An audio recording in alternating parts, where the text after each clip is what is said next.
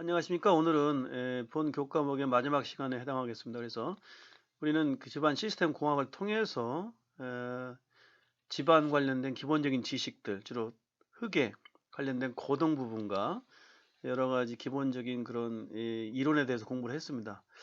아직 우리가 이 토질역학과 좀 더 집안 시스템 공학을 통해서 공부를 했지만서도 우리가 보강해야 될 부분이 이와 같은 집안 내에 있는 여러 가지 구조물들을 지지할 수 있는 시스템입니다. 그런 부분들에 대한 게 아직 공부가 안 돼 있는데 그게 이제는 기초공학이라는 그런 학문이 남아 있고요. 그 내용에 대해서는 4학년 때 공부를 하게 되어 있습니다.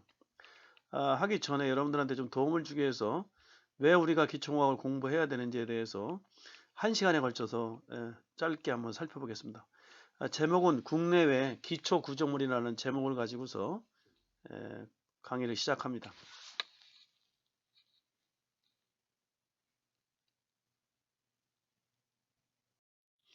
여러분들 인천대교의 전경을 보고 있습니다.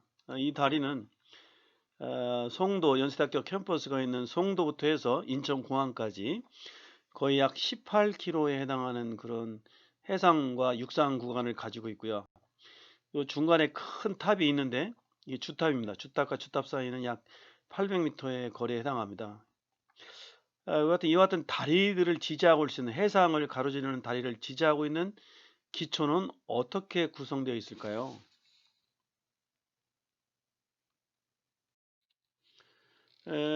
이거는 똑같이 중국에 건설된 수통대교입니다. 이것도 사장기로 되어 있는데 이게 사장교입니다. 중간에 이렇게 케이블 교량으로 이렇게 되어 있는 교량들을 사장교라고 하는데 우리나라에 있는 인천대교 현장과 비슷한 그런 다리입니다.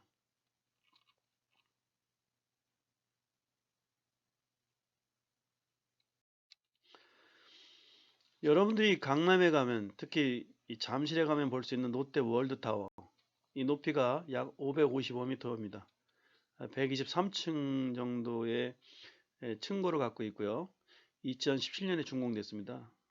그 당시 세계 4위에 해당하는 높이에 있어서 4위에 해당하는 그런 높은 초고층 건물에 해당했고 이와 같은 초고층 건물을 지지하고 있는 이 하부 우리 눈에 보이지 않는 이 지반선 밑에는 어떻게 구성되어 있을까요?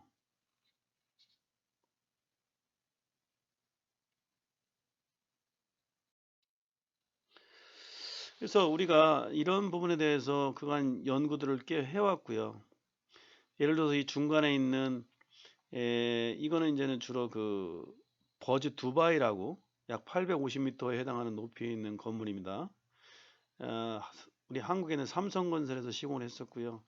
이 같은 건물을 지지하고 있는 이런 기초는 어떤 식으로 되어 있을까요? 지지할 수 있는 구조물은 어떤 상태로 되어 있을까요? 이제 그런 부분에 관련돼서 저희들이 이렇게 지표면 상단은 슈퍼스트럭처 상부 구조라고 하고요. 지표면 하단은 서브스트럭처라고 해서 지하 구조라고 얘기를 하고 있습니다.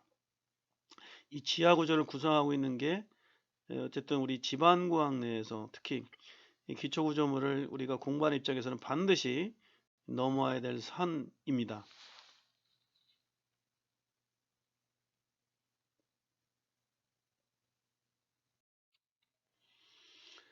기초 형태를 보고 있습니다. 이거 예를 들어서 이 버즈 캘리파 건물을 지었던 기초에 일단 건물이 올라서기 전 단계의 그런 평면을 보고 있고요. 이제 그 평면 내에 하부로는 여하튼 수많은 깊은 기초로 해서 이 지하 몇십 미터 아래에 있는 단단한 지반에 여하튼 매개체를 사용해서 여하튼 상부에 육중한 약 850m 정도의 상부 구조를 지지하고 있습니다. 이와 같은 기초를 좀 더 확대해 보게 되면은 이와 같은 지표면에 나타나고 있는 이런 기초 상단이 있고요. 이 기초 상단 하에 지반을 관통하고 좀 더 단단한 지반과 암을 관통해서 우리가 선단인 이 끝에까지 이 단단한 암층에 지지할 수 있는 매개체를 사용해서 우리가 음, 시공과 설계를 하고 있습니다. 그래서 우리는 이거를 기초가 깊게 들어간다 해서 깊은 기초라고 얘기를 합니다.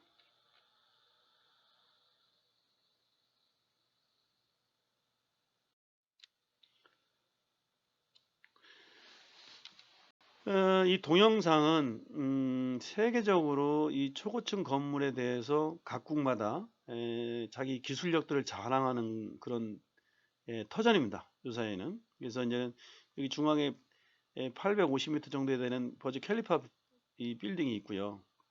그 다음에 뭐 대만의 원오원 101층 건물이 있고요.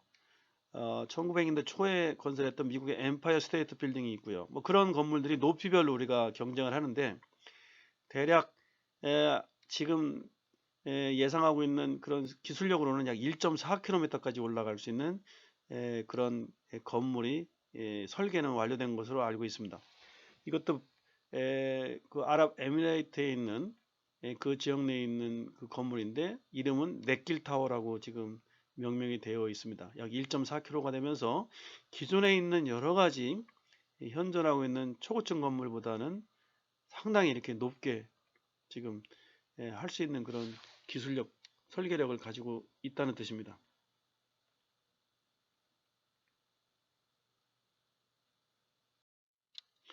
그러니까 이와 같은 기초를 세우려면은 우리가 서브서피스, 이 하부 지반에 대해서 스트라티그라피,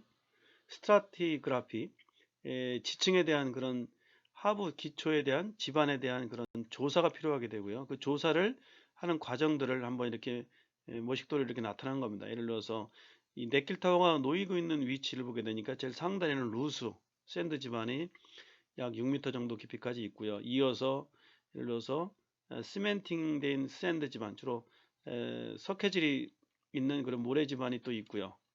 또 그 아래는 캘캐리어스 세디멘트, 주로 이거는 석회암 계통에 있는 그런 침전물입니다. 쌓여서 만들어지는 이와 같은 단단한 암층이 이렇게 지금 있습니다.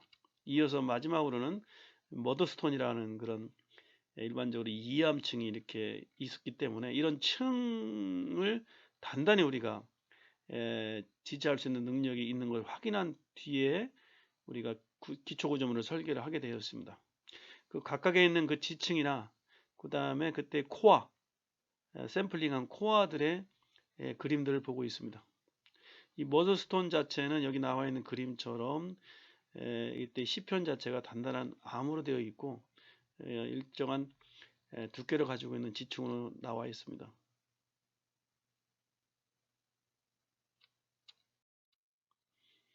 여기서 이제 크게 우리가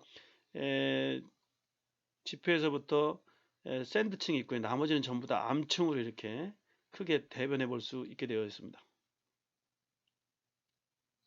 그래서 여기다가 이렇게 굴착을 하고 그 다음에 이렇게 우리가 원하는 깊이까지 깊은 기초를 내리게 되는 거죠. 그래서 이제 그런 정도를 이 지층에 한번 입혀본 겁니다. 기초판을 치게 되고요. 이어서 이렇게 건물이 그 위에 올라서게 되어 있습니다. 아까도 얘기했듯이 버지 캘리파 건물로서 약 50m 정도 되는 것으로 지금 되어 있고요. 아랍에미레이트의 두바이에 있고 세계 1위 높이에 있는 건물이고 이때 기초 형식은 앞에 전면에서 봤듯이 이와 같은 말뚝 지지 전면 기초, 말뚝이라는 얘기가 깊게 내린 그런 기초를 말뚝이라고 합니다. 그래서 말뚝으로 지지되어 있는 기초라 이런 뜻으로 해서 그런 기초를 가지고서 이와 같은 850m 정도에 되는 캘리파 건물을 지지하고 있습니다.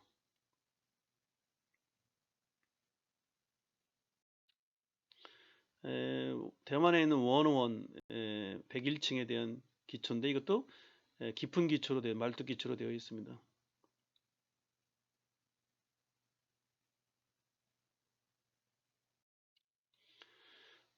독일 프랑크푸르트에 있는 이 건물은 약 63층인데요. 이 건물을 지지하고 있는 이 기초는 말뚝 지지 전면 기초로 되어 있습니다. 메세타워라는 게 아마 이제는 그 전시하는 전시타워라고 얘기하면 되는데요. 우리말로 하게 되면 이런 층을 어떻게 누가 지지하고 있는지 한번 지반을 보겠습니다. 일본에 있는 그 고베에 있는 아카시 대교, 이 주 경관장, 큰 이 주탑 사이에 있는 경관장이 약 1.9km 정도 미터에 되는 그 긴 거리에 해당합니다. 이거는 주로 케이슨 기초로 되어 있습니다. 이와 같은 주탑을 지지하고 있는 기초가 큰 우물통으로 되어 있다는 뜻입니다. 케이슨이라는 게 이제 우물통을 의미하는 용어입니다.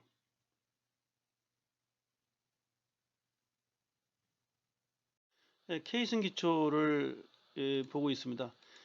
아까 얘기했던 그 아카시대교 같은 그 교량의 주탑 구간은 이와 같은 우물통입니다. 우물통 자체를 우리가 이렇게 지상에서 만들어서 약 직경이 85m, 높이가 약 63m 정도 되는 육중 함체입니다. 이걸 가지고서 지상에서 만들어서 배를 띄워서 이걸 끌고 갑니다. 해상에서. 그래서 우리가 원하는 그런 위치에 가서 이렇게 세워놓는 경우죠.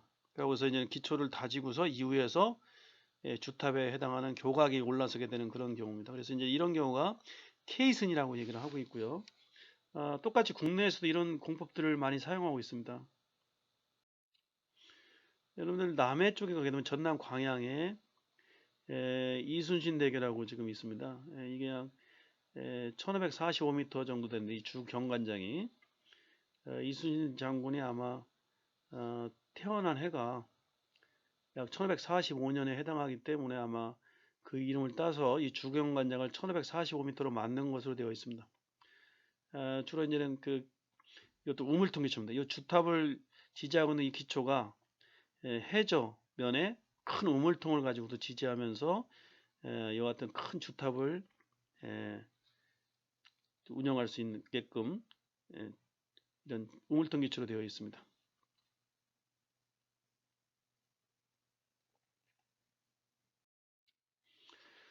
그래서 일반적으로 우리가 지금 봤고요. 다시 한번 좀 더 보게 되면은 이와 같은 장대 교량들이 국내 서남해안 일대에 많이 있는데요. 주탑부 기초 현황을 한번 살펴보겠습니다.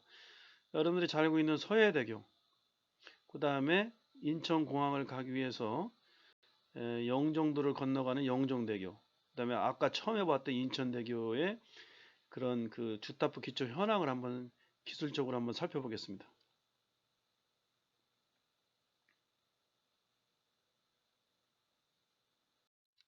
서해대교입니다. 서해대교의 전경을 보고 있는데요. 이 서해대교 주탑을 지지하고 있는 이 기초는 크게 확대해 보게 되면 이렇게 얕은 기초로 되어 있고요. 이렇게 물이 들어오는 걸 방지하기 위해서 이렇게 가물막이를 이렇게 치고 그 안에다가 직접 기초를 내렸다. 직접 기초를 내려서 기초가 폭이 28m, 길이가 66m, 28m에 66m, 시공심도 34m 정도의 얕은 기초를 이렇게 세우고서 이 기초 위에 이와 같은 교각이 이렇게 주탑부에 교각들이 올라서게 되어 있는 겁니다. 이건 직접 기초로 되어 있고요. 이 경우는 그 당시 상당히 어려운 공사로서 기록되고 있습니다. 1990년대에 시공되었습니다.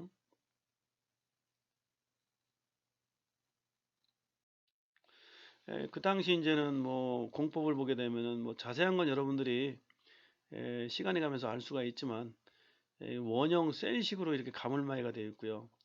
그 안에다가 이제는 우리가 그 기초를 세웠는데 상당히 지질 조건이 단단한 지층 확보가 좀 어려웠고 그 일대가 굉장히 그 조류 속도가 굉장히 빠른 것으로 된다. 2.5km/s 정도의 빠른 유속을 가지고 있었고 수중에 있는 시계가 불량할 정도로 좀 혼탁한 그런 그 해수의 흐름이 있었습니다. 근데 그 당시 94년도 6월부터 해서 95년도 4월까지 이런 기본적으로 원형 셀을 제작을 했고 그 다음에 들어가서 주탑 기초를 시공하는 연도가 그 기간이 1년 6개월이 걸렸습니다. 96년부터 97년 말. 그래서 제가 얘기하고자 하는 내용은 총 주탑 기초를 시공하는 기간이 약 3년 이상 소요됐다. 그 당시. 지금부터 약 25년 전 얘기를 거슬러 올라가는 얘기입니다. 그렇게 시간이 오래 걸리면서 이렇게 어렵게 공사를 해서 지금 현재 운영되고 있는 그런 기초에 해당합니다. 두 번째 영종대교입니다. 영종대교는 보시다시피 좀 뒤에 90년대 후반에 이제는 시공되고 운영되고 있는 기초인데요. 이 기초는 우물통 기초로 되어 있습니다.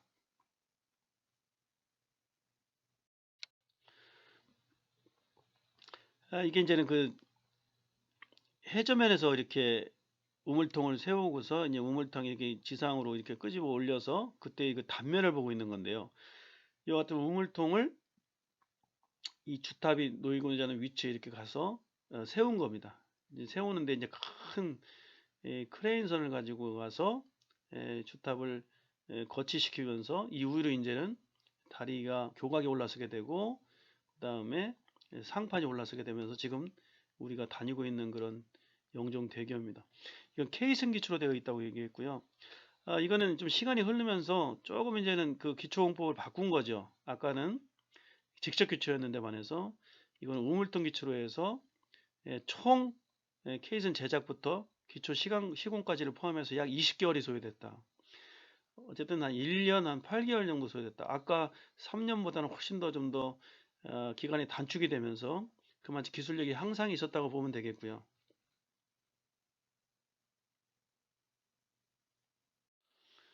세 번째는 인천대교입니다. 인천대교는 2000년도로 넘어와서 이제는 시공된 교량입니다. 2000년도 중반입니다. 한번 보겠습니다. 이 주탑기초는 국내 최초로 어쨌든 설계 방법입니다. LRFD라는 성결법을 사용해서 기초를 설계했고, 이거는 이제 현장 타설 말뚝으로 적용했다. 뭐 자세한 거는 몰라도 좋지만 기존에 있는 공법과 달리 긴 그런 장대 말뚝을 사용해서 현장에 시공했다는 뜻이고요. 이거는 이제는 시간이 흘러서 2005년도부터 해서 여러 가지 그런 과정을 거쳐서 약 1년 만에 12개월 만에 이 주탑부의 기초공사를 완료한 것입니다. 그만치 기술력이 향상이 있었고 설계나 해석들이 상당히 발전이 있었던 것으로 미루어 짐작할 수 있습니다. 한번 그 내용을 보겠습니다.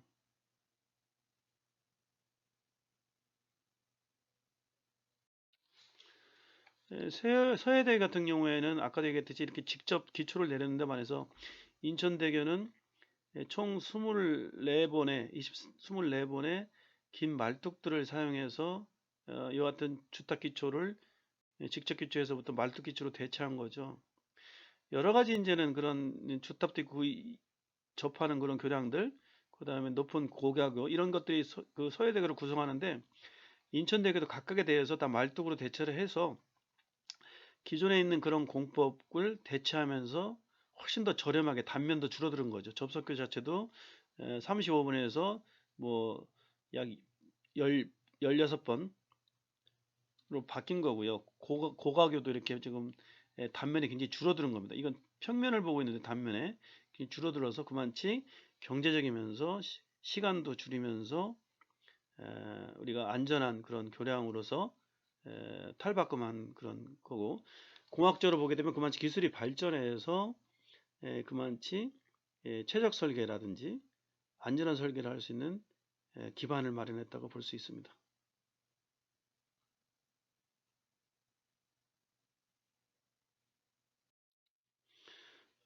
지금 보여드렸던 큰 이런 그 기초를 메가 파운데이션이라고 합니다. 그래서 메가 파운데이션이라는 거는 요새 이제 하나의 그런 그 용어처럼 이렇게 탈바꿈했는데 아마 이런 기초들에 해당합니다.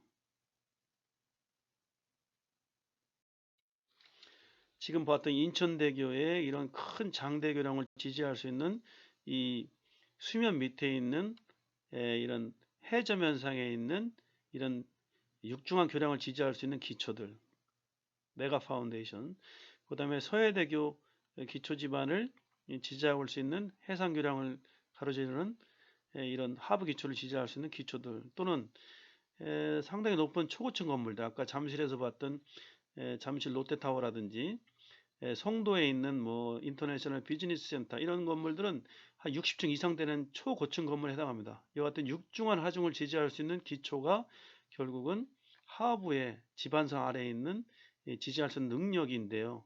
그 능력이 있는 기초가 굉장히 대형화될 수밖에 없고, 그 대형화될 수 있는 기초를 설계하고 해석하고 시공할 수 있는 능력이 있어야 된다는 뜻입니다. 그래서 앞으로 여러분들이 시간을 갖고서 좀 더 배웠던 기본적인 토질력학의 지식을 토대로 해서 좀 더 응용을 우리가 배웠던 집안 시스템 공학의 이 과목을 우리가 마치면서 앞으로 좀 더 공부할 수 있는 경우는 실제 현장에서 실제 여러분들이 눈으로 볼 수 있는 그런 구조물들의 상태를 안전하게 지지할 수 있는 능력에 해당하는 그런 기초 구조물에 대한 안정성, 그 다음에 기본적인 그런 거동 문제에 대해서 앞으로 공부하는 시간을 갖도록 하겠습니다. 이상으로 해서 잠시 여러분들한테 하부 기초 구조물이란 무엇이고 이와 같은 구조물을 설계하기 위해서는 우리가 반드시 토실역학이나 기초공학에 대한 기본 지식이 있어야 됨을 밝혀두면서 본 교과목의 모든 내용을 종료하고 여러분들한테 한번 마지막으로 설명을 하면서 마치겠습니다. 그간 여러분들 수고 많았습니다.